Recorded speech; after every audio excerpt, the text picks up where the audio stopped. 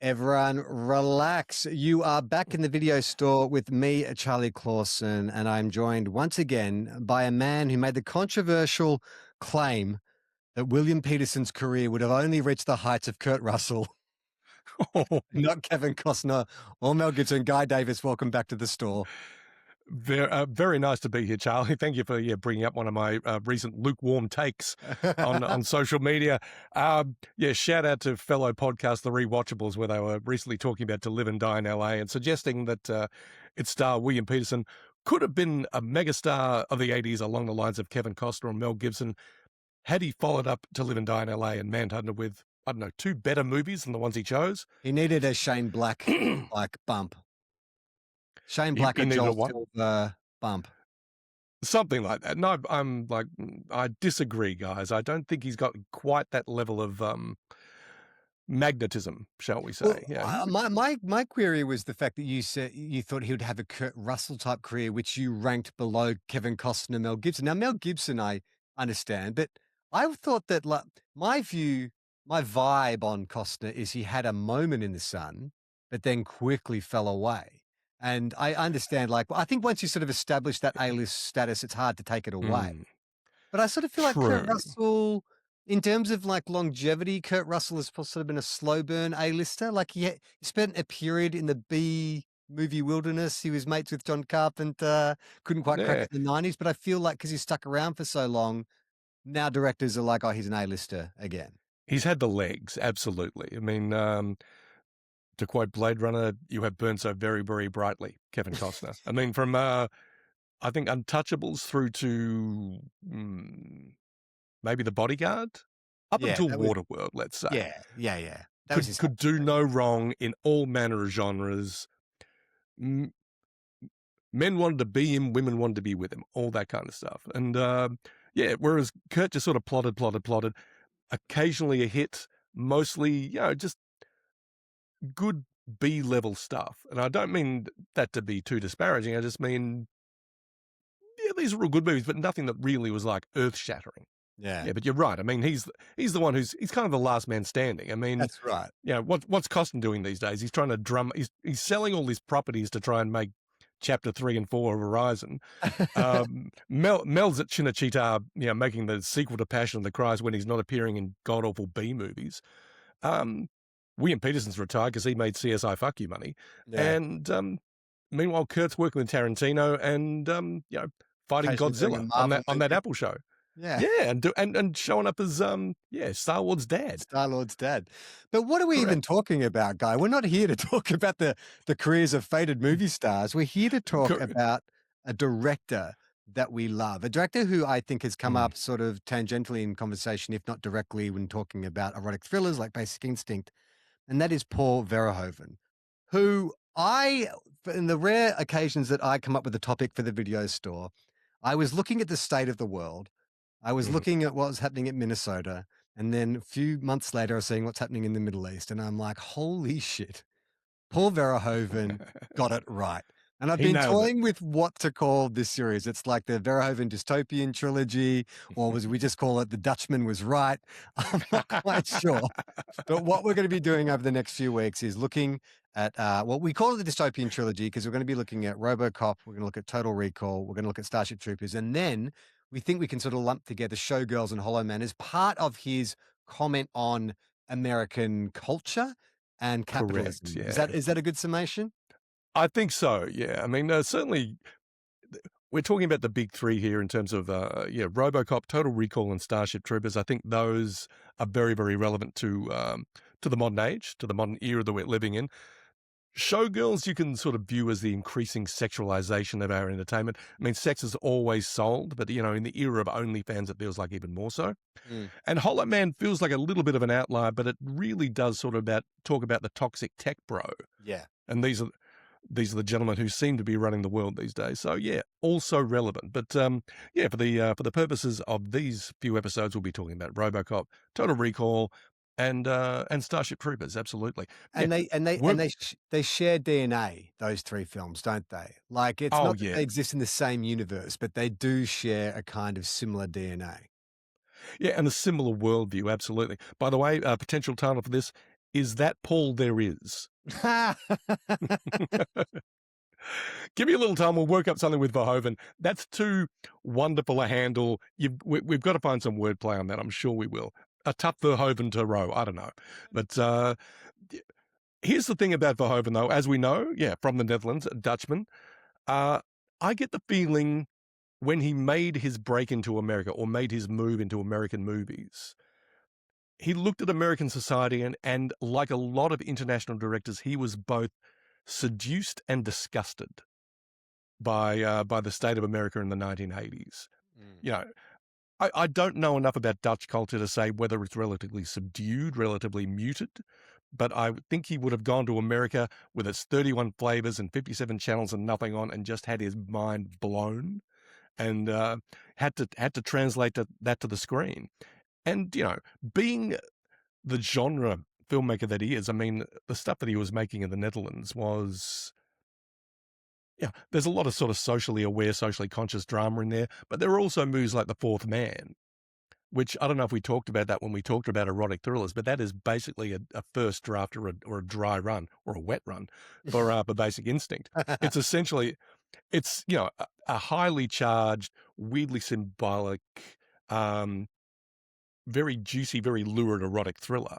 Mm. So, yeah, I mean, he was, I would say made to make commercial movies, but when he makes commercial movies, they've got a great sense of perversity and he's kind of a maximalist. Not a maximalist in the way that, say, Baz Luhrmann is, where you throw everything at the screen, but he sort of turns up the volume. Yeah. And that's why I think his movies are relevant now, because the world has turned up the volume. And I think that observation is no clearer than when you watch any of the remakes of his Yeah. films, like RoboCop or Total Recall, because the wrong lesson is taken from the studio that remade those films. They look Yeah. at the surface elements and go, "Oh, this is what people loved about these films. It's what makes them Mm. classics," and they miss all the subtext, all the satire. Yeah. And all the amplification as well. I mean, you look at RoboCop or Total Recall or Starship Troopers, they're insanely violent. Mm. And part of it's for kicks. Part of it's to, get the punters in the door or just, keep bloodthirsty chumps like us going, yeah, more, more, more. But I think it's also done with a point. Give me a little while and I'll figure out what that point is. But yeah, just going with the basic concept or the IP of it and saying, oh yeah, people will want to see a brainwashed assassin regain his memory and then kick ass against the people who brainwashed him. We already saw the Bourne Identity. We don't need Colin Farrell traipsing around in a PG-13 of Total Recall. We certainly don't need a PG-13 version of RoboCop. I mean, they're trying to sort of, what's the word I'm looking for? They're trying to explore the same ideas and same themes. And they're not doing it unintelligently. They're going about it in a smart way, but also a restrained kind of way that just has no friction. It's got no stickiness. It's got no staying power. Well, the one thing about when you look at the RoboCop remake, good director, great cast, but Fantastic cast. the thing it seems to miss is like the central conflict of RoboCop, which is like a man trying to reclaim his humanity, because Yeah. in the remake he understands who he is from the get-go. So the dramatic tension is like almost immediately like evaporated. Like you don't get any of that kind of will he be able to find his way back. And also the great thing, do I need to say spoilers for films that are close to 40 years old? I don't think so. Yeah. But, like the whole point in RoboCop is, despite, him reclaiming his humanity by the end, he's still a product of the corporation. And it's not Sure. until, he's released from that he's able to achieve victory. Whereas in the remake, it's like just through sheer willpower, he's able to overcome his programming. It's like, but there's no commentary there. Like, that's just the most generic hero story ever. Yeah. Is that what happened at the end of RoboCop 20, whatever it was? Because, yeah, honestly, don't remember 2014. much about it at all. Yeah, it's not very memorable, but like in the final confrontation, he's able to overcome his programming just through sheer will, as opposed to having his, a prime directive rewritten on the spot, which is That's such right. a clever Yeah. end to the original RoboCop. It really is. Yeah. And then, yeah. and what's the very ending of the original RoboCop is like a reclamation of his humanity to some degree. You know, just saying, well, yeah, what's your name? Murphy. Yeah. Cut to credits. We're done. Well, Yeah, okay. but We've started the ball rolling. This is the RoboCop episode. So let's dig into this absolutely brilliant movie, which, like yeah. sometimes when we're rewatching films, like the Saturday Night Live series was perhaps misguided when you started getting into the weeds with It's Pat, but this has been an absolute pleasure. And I just forgot how flawless this film is. Like it's Mm. interesting, right? Like I know Red Letter Media made an observation, and I agree with this, that uh, ostensibly it's a comedy. Like it has the trappings of sci-fi, it has the trappings of action, but the satirical elements are so strong throughout it. I think that's what enables you to stomach a lot of the violence. And by God, like the violence. I remember before I even saw RoboCop, my sister describing to me Murphy's crucifixion, or his, Oh, his yeah. his none too subtle martyring, and then seeing it, and despite being primed for it, it is so cruel. Like it's not the violence Oh, that yeah. is upsetting; it is the cruelty, it is the sadism of his killing that makes it so. To this day, I don't think there's many more upsetting murders in film history. Not really, no. I mean, when it comes to scenes like that, you've got, yeah, that the crucifixion in RoboCop, and then you've got the dinner table scene in Texas Chainsaw Massacre Oh, where that's pretty upsetting. poor, yeah, where is it Marilyn Burns? I Is don't the know. actress in that? I think Sally is, she's tied to a chair or even nailed to a chair with the Sawyer family, absolutely terrified, losing her mind, crying, screaming, and they're all just laughing at her. They think Yeah. it's hilarious that she is so traumatized by this. And likewise, I mean, Clarence Boddicker and his crew are just this gang of cackling psychopaths having an absolute hoot at the fact that they've blown off poor old Peter Weller's hand and then just, pumping shot after shot into this guy. Yeah, Yeah. I mean, that is it's certainly traumatic for Murphy, and it's definitely traumatic for the viewers as well. But then you've also got other scenes in there that are just as violent or just as bloody, if not more so. I mean, I'm thinking about poor old Mr. Kinney during the demonstration of Ed 209, Yeah. getting absolutely fucking ethered. And but that's 100% played for laughs because he's just this this poor corporate goon who wants to Bloody. Yeah. yeah, climb the corporate ladder, and he's like, yeah, I didn't really volunteer to be part of show and tell here today, but yeah, okay, fine, I'll do it. And I next mean, thing you it's know, he's just amazing. been Like, talk about ventilated. the squib budget on RoboCop. Like, you're Oh right. yeah, Like, he gets absolutely like torn to shreds. But then, and the comedy comes in is like he gets like annihilated, like standing, and then he's like falls back onto the model city. And then he gets another like half a dozen shots they just into don't his stop already shooting alive. him. They don't stop shooting him. But the best bit is in the aftermath when you've got Ed standing there with his smoking guns and the boardroom slowly sort of composing themselves. You hear someone call, so come on, call a goddamn paramedic. It's like, that's not a paper cut. But Yeah, but I mean, what I love so much too about the way they set this up is yeah, look, Paul Verhoeven said it's American Jesus. Like he sees this as a Jesus allegory. It's a cowboy film, The Man with No Name. And I love that they like Murphy. We don't know anything about Murphy when we meet him. He's not even a no. particularly good guy. Like he's a guy, we understand he has a family. We understand that he's, like, he hates crime or whatever, and he's willing to take risks, but there's not a lot we know about him. And that's a big risk to take with your protagonist. He's kind of a blank, isn't he? I Yeah. mean, they use the traditional kind of shorthand of his like, oh, I twirl my gun because my son watches this cop show and all that kind of stuff. And you'd get the odd flashback where he's uh when he's RoboCop and he's having flashbacks to his family life and his wife saying, "Oh, I've got something to tell you. I love you." It's like, okay, well, this guy had a family. It's a sad loss and all that kind of stuff. I'm also wondering if they're actual recollections or fantasies that he's having. But Mm. yeah, you're right. I mean, he's kind of a blank slate. He's not a cop who's like, "Oh, I've got this burning desire for justice." No, no, it's a job. It's a job. He's just a yeah. And that's So where, when we sort of talk about, the sort of the commentary on the militarization of American police force and stuff, like there is this tension, isn't there, between the idea that you've got this major corporation, Omnicorp, which owns the police, which is Mm. looking to bring in a version of, dare I say, artificial intelligence to kind Intelligence. of maximize profits and minimize the AIs labor and force. drones, yeah. Yeah, but then you've got these cops who are essentially like blue collar workers with blue collar problems who are, this one of the subplots is they're constantly talking about striking. Should they strike? Should they Yeah. strike? And what is the moral obligation of police officers in terms in what like I've never been to Detroit, but they make it look like hell on earth. They make it look like Detroit. Yeah. Funnily enough, filmed in Dallas, Texas, I believe, Right. because I think Verhoeven thought it looked a little more futuristic. Futuristic. But Yeah.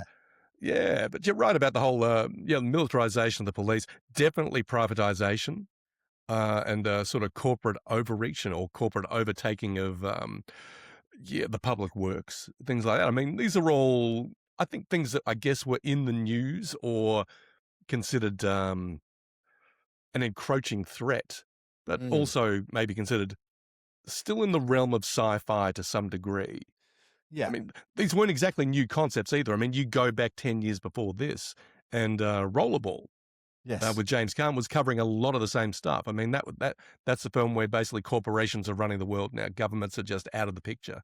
And, the things that provide you with energy, water, entertainment, what have you, they're the ones actually calling the shots. Yeah, and we Yeah, are giving so a lot of credit to Paul Verhoeven for the social commentary, but I've just got this little clip here. This is interesting. This is from a talk he gave at the Lincoln Center about 8 years ago. I mean, I came to the United States was 85, 86, and yeah, I jumped into this movie, but I was not so much aware of the political situations that were around. So I'm very. I'm absolutely sure that none of these political observations were coming from me. So he puts the credit interesting. directly to Ed Neumeyer and Michael Miner. Is that right? Michael Miner, yeah? The other Yeah, straight man. yeah. Yeah.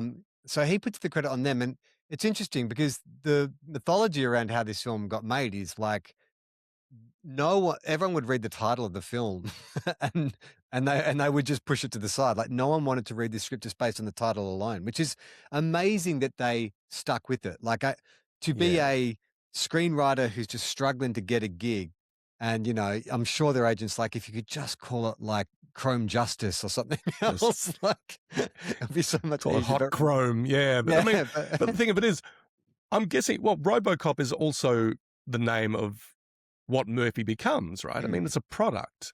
So we're also being sold a product. RoboCop's a cheesy name, but we're being sold it as well, just as the characters in the movie are being sold on this new high-tech police officer. Yeah, but you're right. I mean, it's such a ridiculous title. I get the feeling it probably would have alienated just as many people as it attracted when it first came out. But yeah, once people started seeing the movie and almost instantly recognizing that there was real intelligence and integrity and ingenuity and inventiveness in the craft, in the filmmaking, they were able to sort of look it over. And now RoboCop, I don't know, it's become, I don't know, is the title cool now? It's hard to discern. It's kind of hard, right? Because I only know a world in which RoboCop exists. Like I can't remember Yeah. a pre-RoboCop world.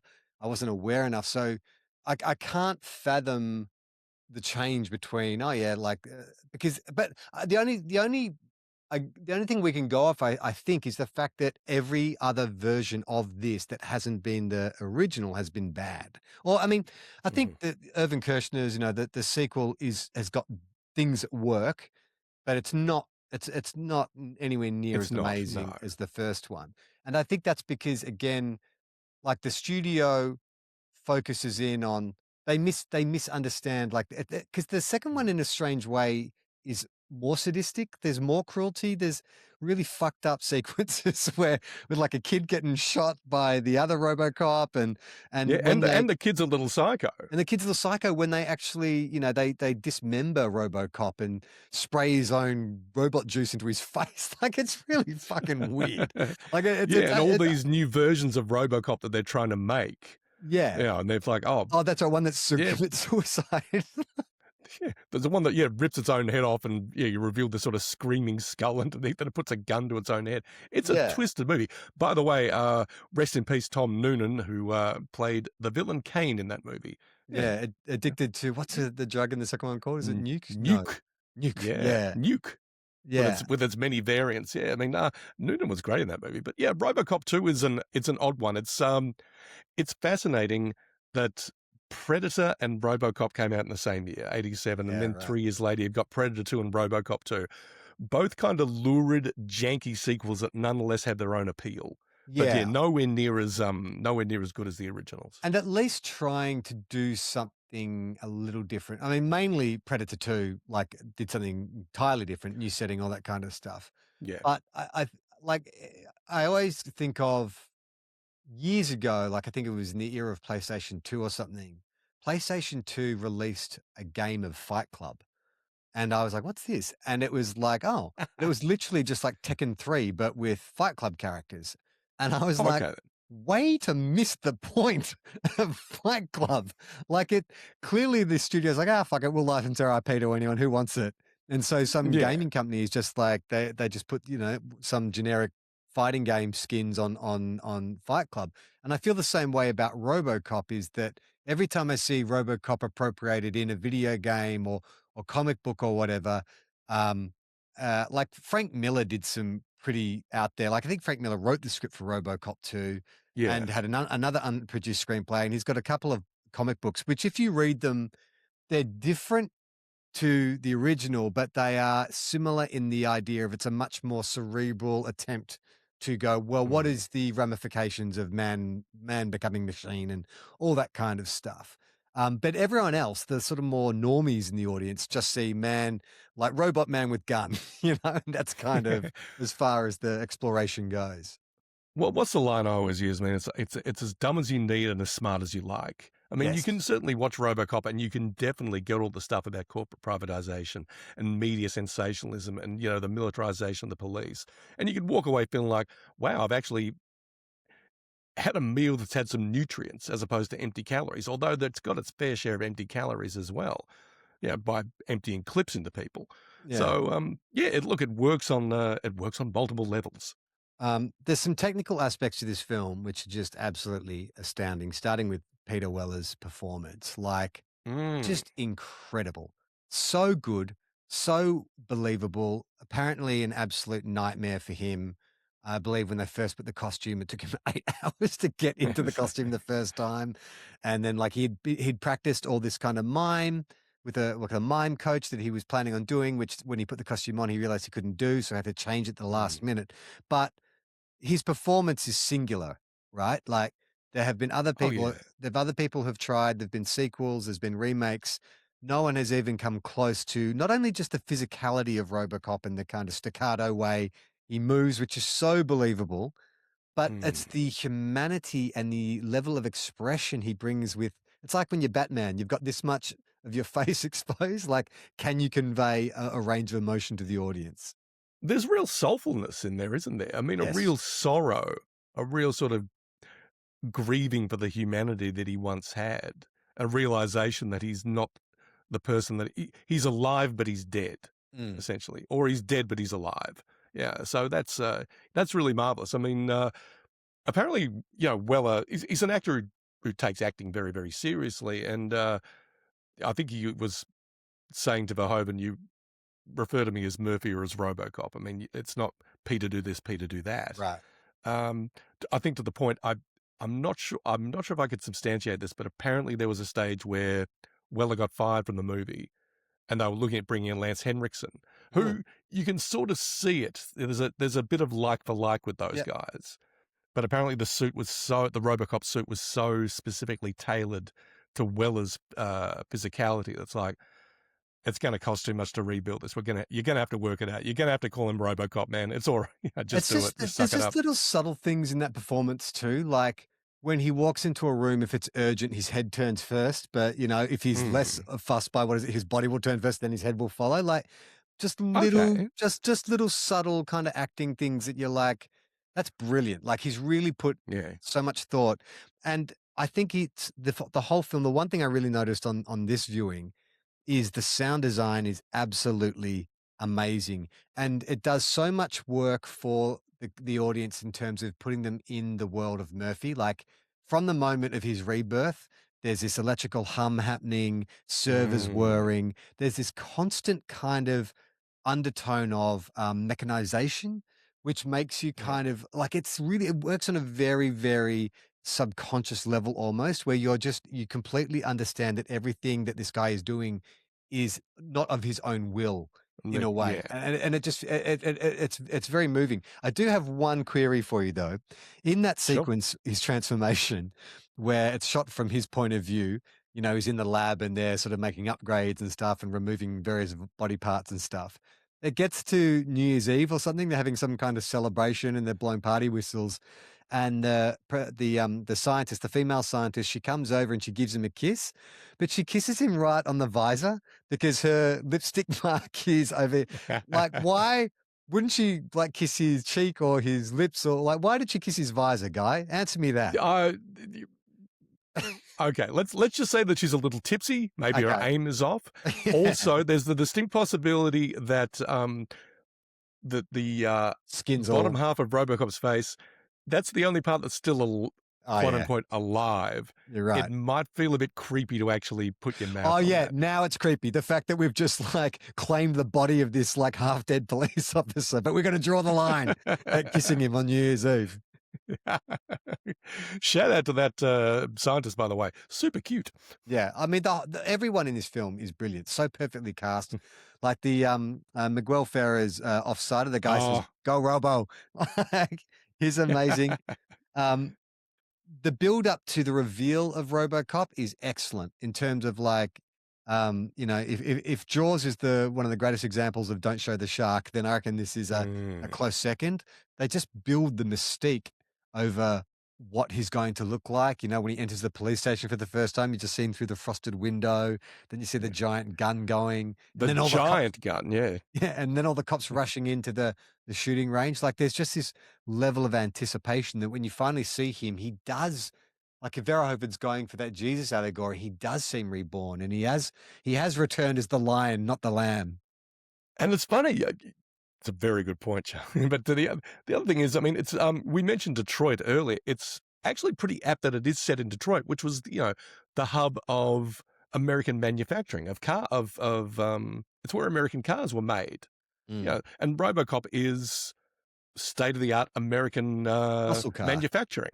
Yeah. Yeah, he's a muscle car. That's a really good way of putting it. Yeah. Um, I also want to shout out, so Miguel is it Ferrier? Ferrer? Farrar, I think. Ferrer? Yeah, Um, yeah. excellent. What a slimy scumbag. I love him though. Like just so charming. And it's a great He's performance. he's pure 80s, that guy. I mean, 100%. he Just wouldn't be out of place in Wall doing Street cocaine with or hookers. Secret of My Success. Yeah, he's climbing the corporate ladder. He'll white ant anyone to sort of get what he needs to get where he needs to get in terms of his project. Not afraid of taking on the big boss or undercutting someone. No, good on him. I And he often reaps the rewards. He gets 2 hookers and a pile of blow. I often rate an actor's performance based on like how difficult the material is. Like I've done a lot of soap, and I was always had such admiration for a lot of the actors I work with who I would always, because I've got this writer brain, so I'd complain and try and rewrite the scenes and try and make them better. But I worked with a bunch of actors who would just be like, "I'll just commit," and they would make it work because they just commit. Yeah. There is a line in this where Miguel Ferrer says, "There's a new guy in town. His name's RoboCop," RoboCop. and he does it with utter sincerity down the barrel of the camera, and like I believe it. I believe that this guy he believes it. He understands the assignment, Farrar. Yeah. Absolutely. Yeah. By the way, a bit of a sidetrack here. Ryan Gosling is in the news lately because of Project Hail Mary, all that kind of stuff. He recently said something about there's an actor who's been on Days of Our Lives for a very long time. Deidre Hall, I think her name is. And Gosling said, guys like Deidre Hall, they're my hero. Soap guys, they have to they got to get 10 pages of dialogue down the night before. They've got usually 1 or 2 takes to make it absolutely pop. yeah, 100% respect for those guys. And Deirdre Hall said, "Come visit the set of Days of Our Lives anytime." He said, "I'll take you up on that." So, Didn't yeah. James Franco do that at some point? Didn't he do like a short stint on some New York soap I opera? think he did because he was just trying to show how damn weird he was. Yeah. Well, we found out he was pretty damn weird. Oh, yeah, absolutely. We now return you to RoboCop, already in progress. And by the way, we mentioned media sensationalism before.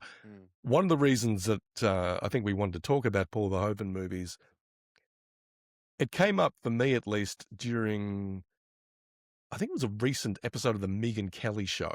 Is that what it's called? Because she's got her own sort of online show, whether it's a podcast or a YouTube channel or something like that. Now, Megyn Kelly, just, whatever you think of her politics, I mean, she worked for Fox News for a while. She worked for NBC. She was a reputable news journalist. Now she just seems to have, got, well, Trump derangement syndrome usually means that you're anti-Trump, but she seems to have swallowed the Kool-Aid in that regard and being very sort of, this is America, like it or leave it. But I think it was around the time of the Super Bowl when Bad Bunny was the halftime act. And she was saying things like, football is ours. I don't think he said football is for white Americans, but that's basically what she's implying. And she's saying, but she said something, she actually said it in this way. She said, it's not for la Latinos. I honestly had to scrape the wax out of me. Did I actually hear that correctly? And that's what made me feel like we were in a Paul Verhoeven movie now. People are just being tacky and vulgar and obvious. I'll buy that for $1. That's what it is. And that's what Verhoeven and the RoboCop team were doing with this movie. They're sort of, as I said before, turning up the volume of what we're experiencing in corporate life, in entertainment, in military, and in public services, all that kind of stuff. Yeah. Can I ask you a question? By all means. Is there been a better villain in cinema history than Kurtwood Smith's Clarence Boddicker? Just fucking terrifying. So scary, so homicidal, so without any kind of ethics or morals. He just loves being bad. He's so good in this film. Oh God, yeah. And what's most terrifying? I mean, I'm not sure how big he is. I mean, he's probably just an average sized man, but he looks like a high school science teacher. I mean, if you cast him in Breaking Bad, it would have been great. But I mean, he doesn't look like this absolute 100% sadist. I've got a theory that Verhoeven has a thing, maybe he was bullied by a middle-aged balding man, because between Michael Ironside and Kurtwood Smith, he's got a type, in terms of his bad guy. Oh yeah. But there is something so rock and roll about this bad guy. He feels genuinely psychotic and loose, and there's so many quotable "Can you fly, Bobby?" He throws him out of the van. The way he removes the grenade with his tongue, the way he flirts with the receptionist by stubbing out his gum or his cigarette on her desk. Just everything about him is just dangerous. Yeah, when he's, I think he's trying to negotiate with some drug dealer, or whatever, and just sticks a couple of fingers in the wine, guy's glass of wine.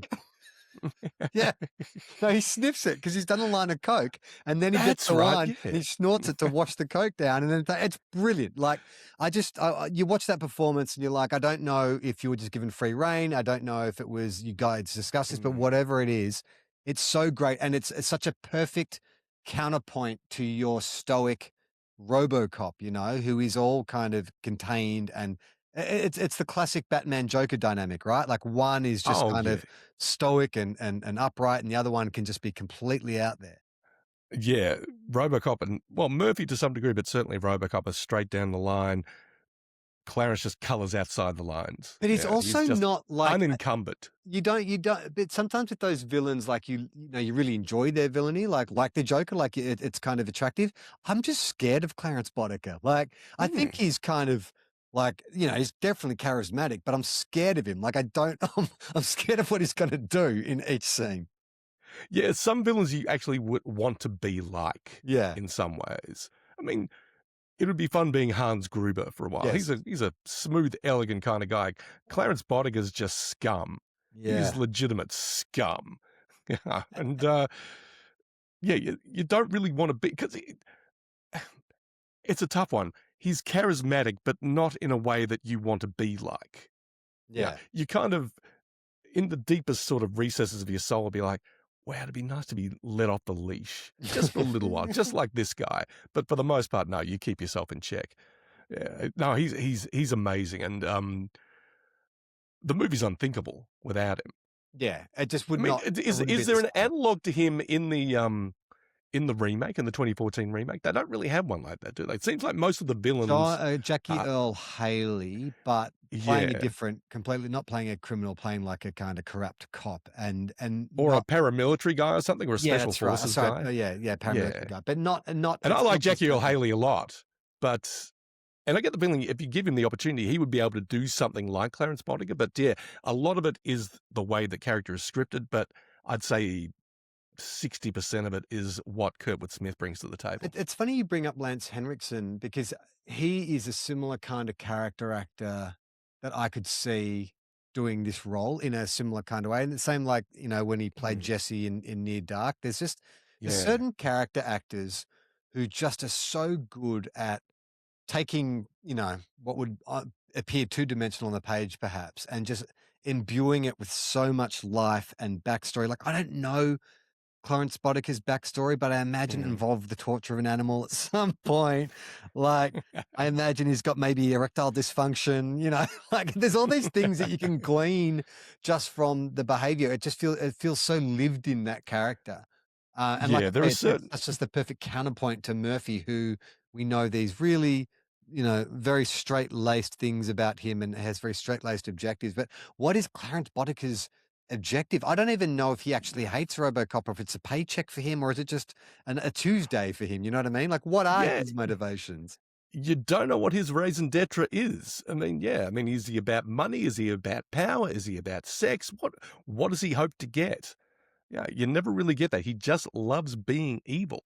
By the way, I mean, I'm glad you mentioned Henriksen before. I mean, there are certain actors who can just really pull off that sense of venom. There's Henriksen is the villain in this terrible / awesome action movie from, I think, the early 90s called Stone Cold. It's Oh the yeah, with Brian Boswick. with the Boz, yeah, with Brian Bosworth. When I worked at the real Form, video store, that was a regularly hired video. That one. absolutely. Now he's the leader of this sort of neo-Nazi biker gang that's running drugs up and down the coast or whatever. But he's got some line where he says, "If you fuck with me, I'll cut your skin off with a knife dipped in shit." It's like, what? Yeah, but it's a nasty line. But again, 70% is the venom that Henriksen gives it. So yeah, I mean, yeah, shout out to Kurtwood Smith, who's apparently a really sweet guy by all accounts. Yeah, it's funny. Just in preparation for this, I watched an interview with him. I can't remember whose podcast he was on, but like, it's that same old story. Classically trained theater actor from San Francisco, did soap opera. It sort of was just jobbing Mm, around, and did this role, and everyone was just like you can sort of see it, right? Like he has the chops in the same way that Peter Weller had the chops to take on. They're very yeah, different requirements for his role, but they're both excellent at what they do. And I don't know, sure. is that come down to great casting agent? Does that come down to Verhoeven? I'm not sure, but it's just magic. And I think it goes so far into making this film such a classic. His gang, Yeah. Boddicker's gang, is also filled with some class. Like we've got Ray Wise, Laura Palmer's dad, Paul McCrane, who potentially Who I has, knew from yeah, who yeah, I knew from Fame. right, The yeah, movie the Fame. He movie or plays like, yeah, yeah, yeah, he plays this very sensitive gay drama student at the New York School of Performing Arts. Sweetest guy in the movie, this and just a few years later he's playing this absolute Were monstrosity you a of a college human being. boy? Oi, Yeah. You think you you're can dead. outsmart a We killed bullet? And you. it's like that doesn't make any sense. You can outsmart a bullet. What the fuck are you talking about? Yeah, who else you got? The black guy with the insane cackle. Yeah, Yes, Felton Perry. that's yeah. But I mean, I'm I glad you look, brought up. don't want to point fingers. He's the weakest of the bunch. He's the one who's doing the most cartoon villain. I think the rest of them are all quite well cast, but he's obviously he's swinging for the fences. He's going for it, isn't he? Yeah. Yeah. I'm glad you brought up casting agent though, because I'm very glad that this year the Academy decided to include a Best Casting Oscar. Because you look at the movies that they nominated, and they've got some incredible casts of just really interesting faces, interesting actors. They haven't gone cookie cutter. They haven't gone, this person has that many Instagram followers or whatever. I mean, you look at the cast that say One Battle After Another or Marty Supreme, and they've just found so many interesting people to fill these roles. And you see this in RoboCop as well to another degree. I mean, Clarence Boddicer's gang seems like such an odd bunch. I mean, I don't know how old Ray Wise or Paul McCrane or even Kurtwood Smith were when they did this. These guys look like sort of criminal lifers. They don't look like young psychos on the tear. No. But at the same time, they're also weird fuck-ups in a lot of ways and sadists. Yeah. But they also look like, I mean, Ray Wise looks like the guy who does your taxes. Yeah. Ray Wise, the scene with him in the nightclub where he's arrested by RoboCop in the nightclub is pure slapstick. Like, that's when I was like, oh, this is a comedy. I'm pretty sure this is a comedy. There's that scene. And then there's also one of the newsbreak scenes where they interview Kiva. I have to write his name down. Kiva Rosenberg, the unemployed person. Who's like, it's a free society, man. But ain't nothing free. And he's fully resigned to that, isn't he? He's just... That's the rest of us. That's us. That's us in this nightmare future that we now live in. By the way, quick shout out to... Yeah, go on. You mentioned the scene where RoboCop comes to arrest Ray Wise in the nightclub. There's a scene just after, Ray Wise unwisely tries to kick RoboCop in the nuts, only to realize that RoboCop has no nuts. He's just got a metal plate, so Ray Wise breaks his foot. After that kick, there's a quick cutaway to someone who's basically just screaming into the camera. That's our man, Paul Verhoeven. He's actually just given himself a cameo as someone bellowing into the camera with absolute bloodthirsty glee. I believe the story behind that is that he was talking to his DP and they were both lamenting the fact that their extras were not performing up to scratch. And this is something that we will, a theme that will continue when we get to Starship Troopers. Verhoeven likes to get involved when he feels like his cast are being reluctant to strip off for a shower scene, or they're not energetic enough in a chase scene or whatever. He will volunteer himself. And apparently in that nightclub scene, he was the most energetic dancer on the dance floor, to the point that when the scene was done, the DP just swung the camera to the left just to grab a shot of him. And he wasn't expecting it to make the final cut, but it was like, oh yeah, it's good energy. We'll use that. We'll use that in the final cut. Fantastic. Okay. Any final thoughts on RoboCop? Relevant now more than ever. Relevant now more than ever. One of the best cast films of all time. One of the most technically proficient. Special effects hold up. Miniatures hold up. There's one chink in the armor. Do you know what I'm talking about? One visual effects shot that does not hold up. Is it... Spoiler for the ending.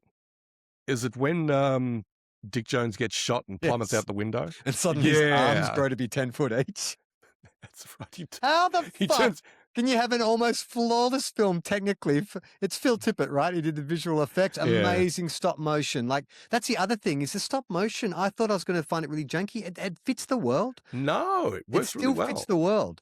But yeah, that last shot, I don't know, the budget was cut or what was going on, but it just is so bad.